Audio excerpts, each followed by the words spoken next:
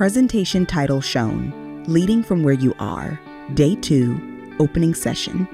Welcome back to Day 2 of the 2024 Child Welfare Virtual Expo. My name is Waiwana Montgomery, my pronouns are she, her, and I'm one of your co-hosts for today and the lived experience family consultant for the Capacity Building Center for States. I hope you've had some time to reflect and digest all that you heard yesterday and that your wheels are turning to find at least one way to make the workforce in your agency more resilient. I also hope you are thinking of ways to support existing leadership and foster a safe space for emerging tribal leaders to learn and grow. Thanks so much, Waiwana, and good morning, everyone. My name is Brina Williams, and my pronouns are they, them, and I'm a young adult consultant for the Capacity Building Center for States. Day 2 of the 2024 Child Welfare Virtual Expo is here. Yesterday, we heard a riveting recount from State Department and division leaders from South Carolina Social Services about how they created a culture grounded in safety, trust, and alignment among professionals at all levels within their agency. I hope you all left yesterday with some new strategies and practices to take back to your agencies that'll help you create a culture within the child welfare workforce that is equipped for success. But the fun doesn't stop there. Today we have an exciting variety of material, including 2 pre-recorded sessions, Shattering Ceilings, The Bold Ascent of 2 Black Women into Leadership, and Reframe, Rename, Reclaim, a participatory approach for recruiting child welfare workers, as well as 4 live sessions for you to choose from. I highly encourage you all to use today as a space for self-exploration regarding what leading from where you are means to you. Today's 2 sessions are simultaneous. We are going to keep the conference platform up for a full calendar year so you can come back and watch the other session that you don't attend today. One option is the Shattering Ceilings, The Bold Ascent of 2 Black Women into Leadership, and we will hear from 2 outstanding leaders. Dr. Sharon Harrison, an evaluation and research and implementation scientist who is president and CEO of Public Research and Evaluation Services. Dr. Harrison will be joined in this session by Ms. Lahia Cushman, Executive Director of the North American Council on Adoptable Children, or NACAC. Both of these impactful leaders will share their personal leadership journeys and walk us through how to use statistical data to uncover the disparities and inequities experienced by Black women in the workplace.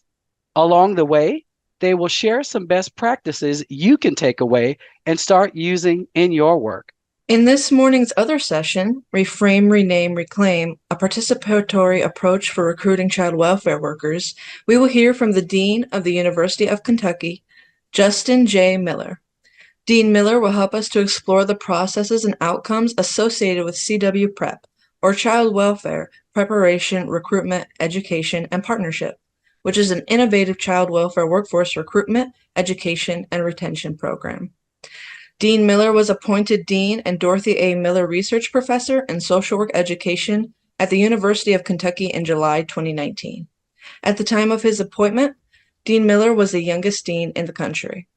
He earned his bachelor's degree from Western Kentucky University, Master of Social Work from Spalding University, and PhD from the University of Louisville. Dean Miller is dedicated to a host of social issues and community outreach, a passion that he brings to his work as an educator and scholar. His research and academic interests focus on child welfare and youth involvement in juvenile justice systems. His work has shaped practice with foster youth and has informed a myriad of policies and practices to participatory engagement with youth and families. In addition to this, Dean Miller is actively leading research related to self-care and wellness. In 2017, he founded the Self-Care Lab, which is the first known lab specifically dedicated to empirically investigating self-care among helping professionals. Through his work, Dean Miller demonstrates his commitment to addressing potentially toxic employment conditions. And now we will hear from the Children's Bureau to talk more about the conference theme, Leading from Where You Are.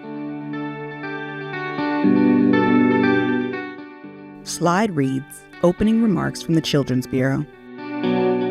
Welcome to the second day of the Child Welfare Virtual Expo. The speaker is identified on screen as Randy Walters, Children's Bureau, she, her. We hope that you had a great time yesterday and that we inspired new thinking, and that we've given you a little bit of chance to sleep on some things overnight. We hope today is just as meaningful. I think that one of the things that I've been wanting to share with the group is just our huge thanks to many of the federal civil servants that have worked very diligently to plan this event, along with our partners at the Capacity Building Center for States. So huge thanks to everyone that put their time and effort, problem solving. We hope that for you that have joined, that it's been meaningful. We want to hear back from you if it has, and what else you need from us. We thought we'd also share, Arlene, I'm curious because you've led the group that's been planning this meeting. Why did you pick this particular theme for this year? I think for me, it was about... The speaker is identified on screen as Arlene Rodriguez, Children's Bureau, ella, she, her. When we were having the conversations early on about, is it this topic, this challenge, what, we want to be relevant, right? We want to be relevant to what the workforce and child welfare professionals are experiencing. It always comes down to how we are leading. And we're trying to create system change, and that means everybody needs to lead wherever they are, whatever position they hold, and start rowing right in the same direction. And so it came down to leadership for us, and that resonated for us as a team because we've been thinking a lot about leadership and how we're leading the work that we lead. Yeah, I feel like picking this theme has really focused our conversations within the capacity building division about what are the kinds of things that we want to do. We thought as part of opening the second day that it might be fun and informative to just talk a little bit about what leadership means to us at the federal level. So Arlene, can I just ask you that question before we turn it over to other members of our team of what does leadership mean to you? And my guess is it's changed a little bit from you as a leader, a supervisor, running a program for the Minority Leadership Development Program at Adopt US Kids, and now at the federal level. It has. I mean, I think when you have the responsibility of leading others from a positional point of view, of course, that looks different. But I think the theme and sort of the trait that I've always come back to is, to me, leadership is about courage. It's about the courage to be vulnerable, the courage to have discernment and the awareness to know when I need to be quiet and listen, or when I need to speak my truth. It's all about courage for me. Like, there's so much adversity in the work that we do, and it requires us to dig deep into that grit of like showing up every day, even when we're really tired and we're really struggling. Yeah. It makes me think, I do still really love Brene Brown, and she has also focused her research and kind of bridging research and practice. And one of the quotes that I love is that she believes that a leader is anyone who takes responsibility for finding potential in people or processes, and then who has the courage to develop that potential. And that resonated with me. I mean, I think there's a parallel process of when I was a caseworker, if I was doing my best work with families, I was looking for their potential. I was trying to understand how processes might be getting in the way of them reaching it, and then the courage to action. And now, though I feel removed from that day-to-day work, which I miss at times, I still feel like my role as a leader at the Children's Bureau is to look for potential in people and processes, and then have the courage to try to develop it, my part of that, my small part of that. So it is interesting how, for me, my definition of leadership has changed as my career has changed a little bit. Yeah. Well, I think one of the things that I love and appreciate about you and your leadership is that you can discern the times when you have the responsibility of your position to function and make decisions, but you know exactly when you need to neutralize the power that comes with your position so that the rest of us can have the space and create that space for us to step into our power. And I think that's another parallel with families of neutralizing the power imbalances that exist. Yeah, I feel like one of the things that we've talked about a lot in our division and as a team is the importance of, like, in order to neutralize power, you have to be curious about someone else's experience and then believe that their experience is true. And I think I think us talking a lot about that and seeing situations where you as a woman of color walk into a room where there's no other people of color and express how that impacts you. And for the rest of the team to be like, wow, slow down, think about what that is, believe what that feels like. And that to me has been like a springboard to action. Like, what do we need? What do we need to change? How do we really be transformative as a team, not just as individuals? Yeah. And I think that's how we, I'm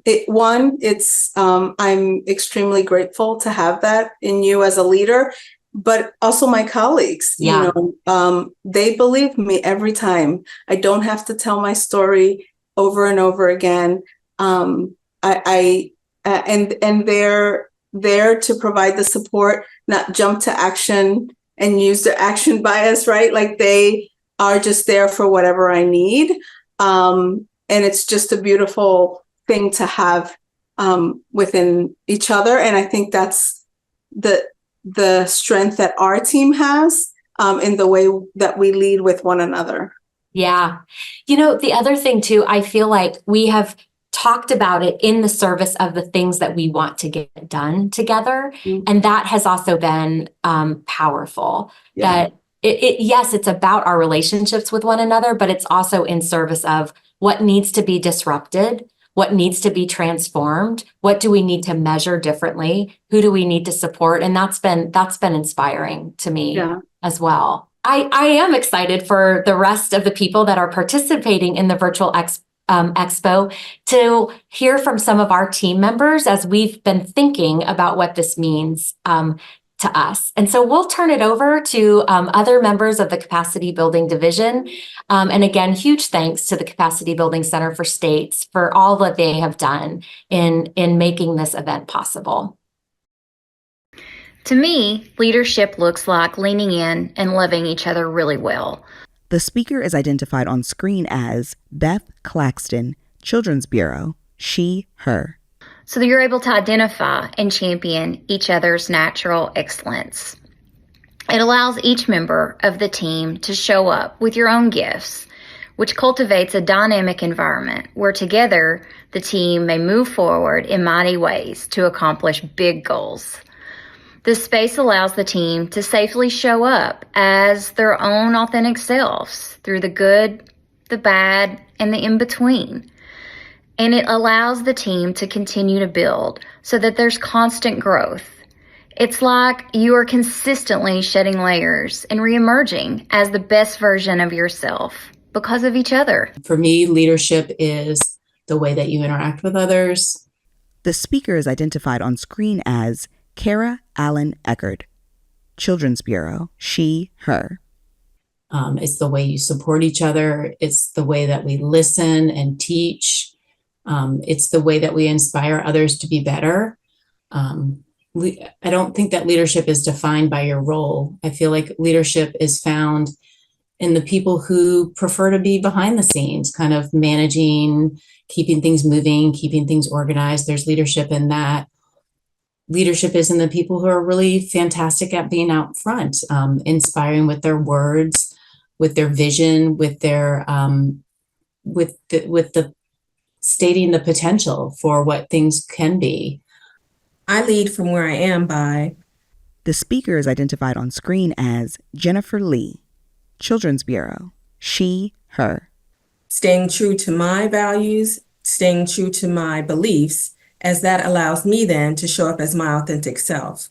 By showing up as my authentic self, it is important as that then is the lens and the perspective in which I view the work, that then also then allows me to value the people, not only who I'm working for, but also who I'm working with, and sharing that same commonality and that same ground that we want to have the best outcomes for our children and families in which we are serving. Slide reads, Exploring the Child Welfare Virtual Expo Conference Platform. Hi again. Brina Williams here. My pronouns they, them, a young adult consultant for the Capacity Building Center for States. Before we send you off to today's sessions, we want to remind you to explore the conference features, including the resource gallery, exhibit hall, networking lounge, one-on-one virtual chat, and the leadership tool. Between sessions today, take some time to explore the CWVE conference platform. Network with partnering organizations and federal technical assistance providers in the exhibit hall, explore resources related to specific leadership roles or leadership topics in the virtual gallery, connect with peers from across the nation in the networking lounge, and invite peers to engage in a one-on-one virtual chat. Be sure to download the SWEVE 2024 Leadership Tool in the Resource Center and use it to take notes and reflect on your leadership strengths, challenges, and opportunities during your time today. And remember that our expo theme is leading from where you are. Just by showing up today, each one of you is leading from where you are, whether that be your agency office space, your living room, or your favorite local coffee shop. No matter what your role is in child welfare, your community, or your home, you are a leader in one way or another. Keep up the great work. Text on screen reads, This video was developed for the Child Welfare Virtual Expo by the Capacity Building Center for States and is sponsored by the Children's Bureau. Its content does not necessarily reflect the views and policies of the Children's Bureau.